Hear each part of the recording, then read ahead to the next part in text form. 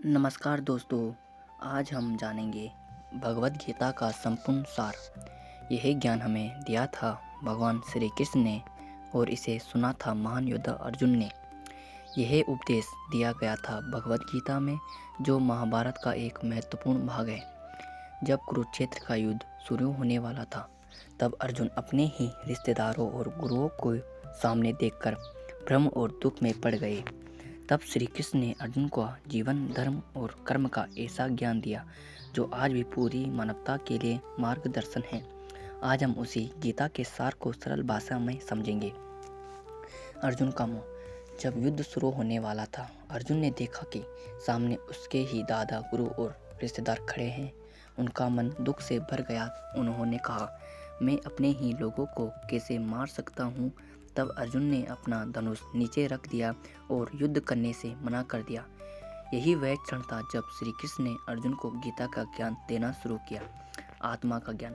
श्री कृष्ण ने अर्जुन से कहा, मनुष्य का शरीर नश्वर है, लेकिन आत्मा अमर है। आत्मा न कभी जन्म लेती है और न कभी मरती है। जैसे मनुष्य पुराने कपड़े छोड़कर नए कपड़े पहनता है, वैसे ही आत्मा एक शरीर छोड़कर दूसरा शरीर धारण करती है। इसलिए किसी के शरीर के नष्ट होने से आत्मा का कोई नुकसान नहीं होता। कर्म का सिद्धांत। गीता का सबसे बड़ा प्रसिद्ध उपदेश, कर्म करो, फल की चिंता मत करो। मनुष्य का अधिकार केवल कर्म करने पर है, फल पर नहीं। अगर हम फल की चिंता करते रहेंगे तो हमारा मन डर और तनाव से भर जाएगा, लेकिन अगर हम केवल अपना कर्तव्य करें तो हमारा मन शांत हो जाएगा। कर्तव्य का महत्व। श्री कृष्ण ने अर्जुन से कहा, तुम एक योद्धा हो और योद्धा करना तुम्हारा कर्तव्य है। अगर तुम अपने कर्तव्य से भागोगे तो यह अधर्म होगा। इसलिए हर मनुष्य को अपने कर्तव्य का पालन करना चाहिए। योग का मार्ग। गीता में कई प्रकार के योग बताए गए हैं। कर्मयोग का अर्थ है कर्तव्य को बिना स्वार्थ के करना। ज्ञान योग का अर्थ है सत्य और असत्य आत्मा को ज्ञान को समझना। भक्ति योग का अर्थ है भगवान के प्रति प्रेम और समर्पण। मन का नियंत्रण। मनुष्य का मन बहुत चंचल होता है। अगर मन पर नियंत्रण ना हो तो यह हमें गलत रास्ते पर ले जा सकता है। इसलिए ध्यान और अभ्यास से मन को नियंत्रित करना जरूरी है। जिससे अपने मन को जीत लिया, उसने जीवन को जीत लिया। सच्चा ज्ञान। सच्चा ज्ञान यह है कि हमें समझे हम केवल शरीर नहीं हैं, हम आत्मा है।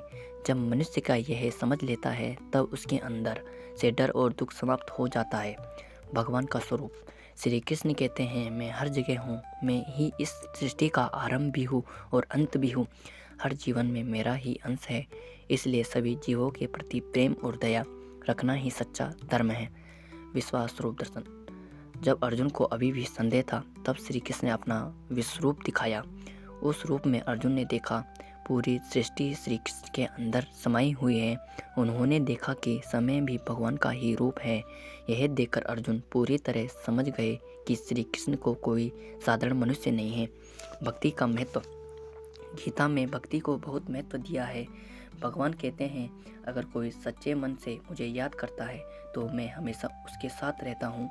भक्ति में दिखावा नहीं होना चाहिए। सच्ची भक्ति वही है जिसमें प्रेम और विश्वास हो। अच्छा और बुरा स्वभाव। गीता में 2 प्रकार के स्वभाव बताए गए हैं। देवी स्वभाव, सत्य, दया, शांति। आसुरी स्वभाव, अहंकार, क्रोध, लोभ, हिंसा। जो मनुष्य देवी गुण अपनाता है वह जीवन में सुख और शांति पाता है। जीवन का उद्देश्य। गीता के अनुसार जीवन का उद्देश्य आत्मा को समझना और भगवान से जुड़ना। जब मनुष्य स्वार्थ छोड़कर दूसरों के लिए जीता है, तब उसका जीवन सफल होता है। अंत में श्री कृष्ण ने अर्जुन से कहा, सब कुछ मुझे समर्पित कर दो और मेरे मार्ग पर चलो। मैं तुम्हें हर दुख और पाप से मुक्त कर दूंगा।